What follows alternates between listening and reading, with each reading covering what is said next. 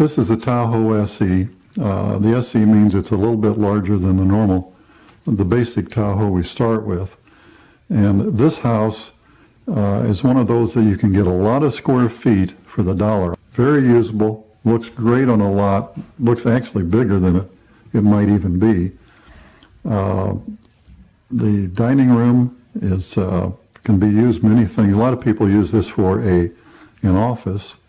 But as you see, as you come in the front door, you've got the kitchen, dinette, and then a large family room to the back with a drop zone laundry area on the first floor.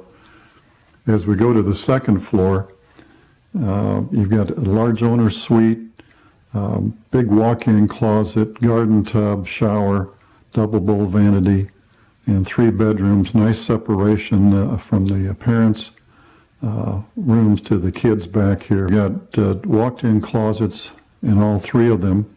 Nice place where they can just throw their shoes and clothes or whatever. So the Tahoe SE, very popular plan, a lot of house for the money.